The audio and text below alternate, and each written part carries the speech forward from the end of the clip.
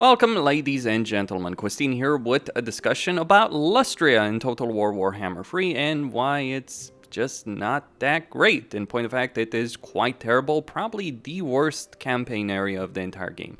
Either this or the Southlands or Nehekara.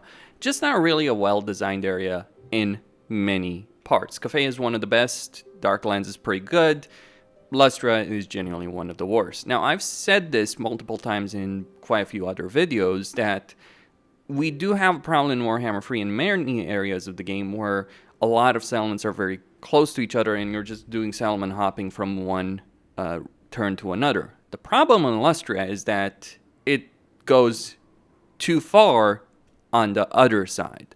So in Lustria, for instance, taking over here the example of the Sentinels of Seti with Rakarth to get to the Golden Colossus, it takes me 2 turns. 1.5 really, but realistically 2 turns. You can obviously make this work by just getting another Lord and just force marching that to attack here and then keep moving Rakarth.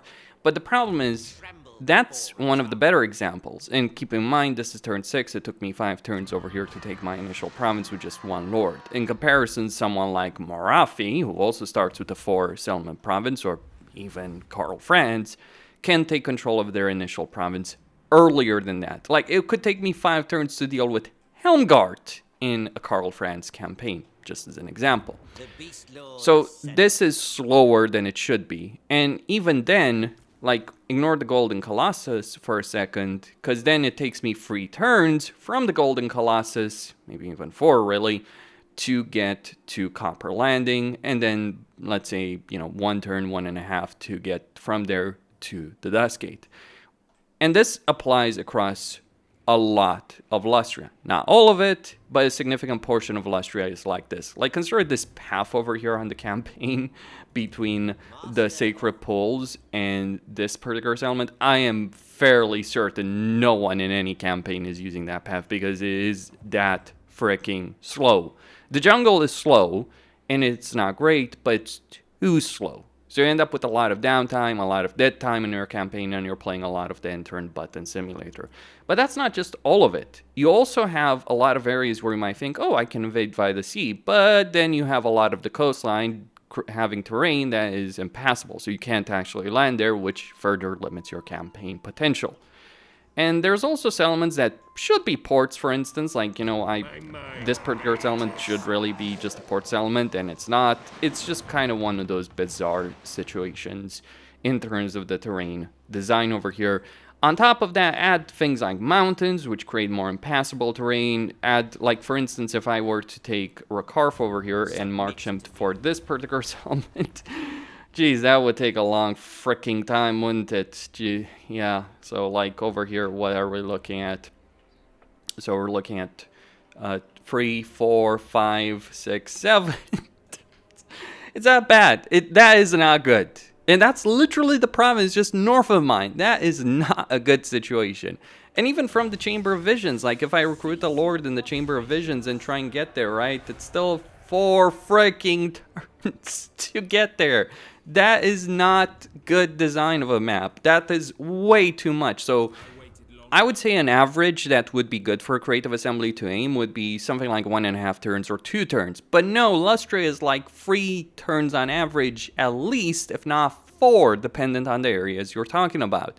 Add in the mountains, certain rivers, like other terrain features like the river over here, slowing down your movement, settlements like this one or this one in strategic positions that you need to deal with in order to move forward. Yeah, you end up even slower than that. Or for instance, you having to take the floating pyramid because it's occupying such a choke point. So you end up, again, much slower than you should be, lots of dead time. But there's more. Oh boy, is there more in this particular situation. See, you have Marcus Wolfhard next to Jan Bo, next to Mazdamundi. They don't hate each other. I mean, Marcus Wolfhard would certainly go to war with Mazdamundi, but Jan Bo wouldn't necessarily. So you end up with this situation where even if you're playing one of these factions, you realize very quickly that the only way to expand in your territory is to declare on war on the other at least one of the others, if not multiple ones of them. Like, also, you have this weird order-tied situation between Mazda Mundi, Jan Bo, Marcus Wolfhard, and Alberic right next to each other. We've certainly seen this kind of campaign situation, but like, holy crap, even the Ulfwan trio of Tyrion, Elfarion, and Elariel isn't this bad. Like, it's one thing for them to be on the same island, but these guys are literally glued together to one another. So it's not even great. It's not great when you play any of them. It limits your potential. You end up having to fight wars with factions that technically should be your allies, kinda. I mean, Yanbo is pissing off the Lizardmen, sure, but it's just such a bizarre situation. And then, yeah, same thing with tic-tac-toe, just long distances. At least in the southeast part of Lustria, it's better with scroll tic-tac-toe. But then you have this passive faction of the High Elves. You've got Oxyotl, or more lovely affairs with Kairos Fateweaver, who can take the entirety of the Southern Cast Wastes. Yeah, just ends up being a questionable campaign situation as well. Combine that with limitations on the Lizardmen in terms of how many armies you can maintain, because, yeah, Lustria is Lizardmen home, and or the Dark Elves, who rely on fighting a lot of battles, not necessarily return, but certainly consistently fighting battles, or else they'll start having, not necessarily having slave issues, but running into limitations in their campaigns, or the Skaven, who need food, or the Vampire Counts, whose economy is so crap that you basically need to rely on post-battle loot. I mean, Bretonia is in a better place. Marcus Wolfhard, yeah, not great, like with the hostility meter and the aggressive army that spawns. Jan Bo is better, Alberic is better, but in Skrull, yeah, you can make it work, but just so many baffling decisions, like where they place factions, how they design the terrain, how they design the cliffs, natural barriers, slow movement in the jungle. Something needs to give, right? Either some faction changes or some terrain changes or movement range through jungle would be very welcome for these factions. Especially because these factions are focused on their campaigns. Like, I think it would make sense if they had a way to traverse the jungle faster, given the other limitations, because Lustria would still be slower to navigate because of the way the terrain naturally is designed. Having slower movement because of the jungle inherently slows you down even further. Skrulk is the only one who has the underway over here, so it can work. And also these dwarves, which... just look at these freaking guys. Like, holy crap, it takes me 4 turns to get to their capital, and then from their freaking capital...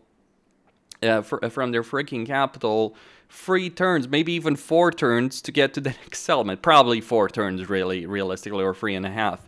Jeez, what was Creative Assembly thinking with all of this? I have no idea, no clue whatsoever what they were thinking with this particular map design.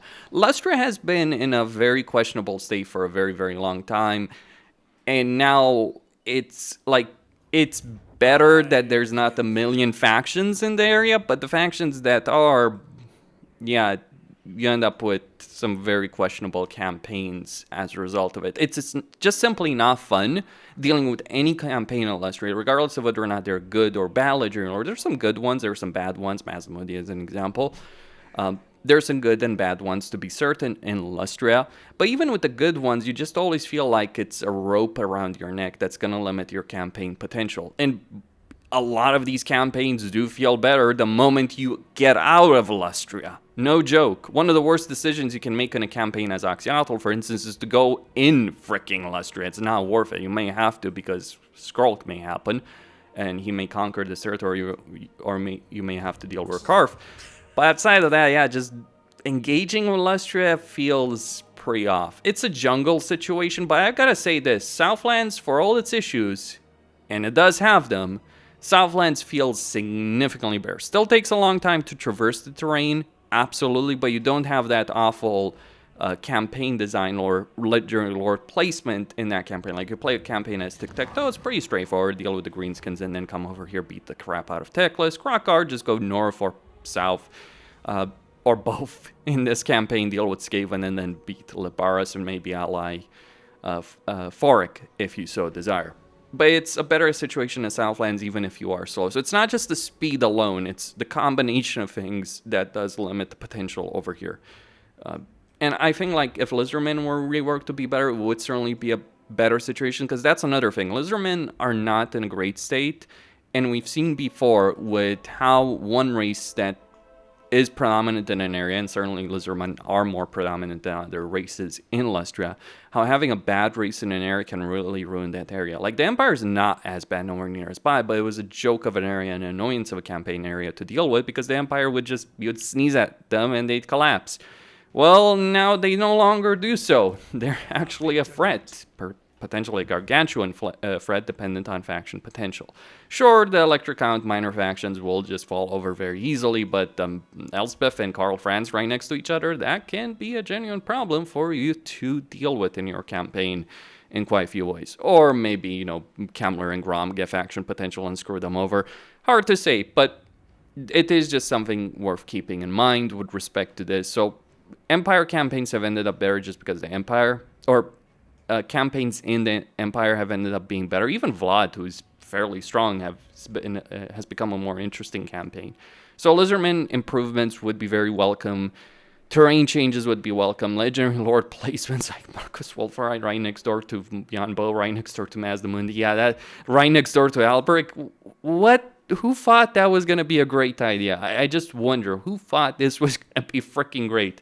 I mean, CA realized with Thrones of Decay that putting 3 legendary lords of the same race right next to each other, or the same kind of allegiance, would be a bad idea.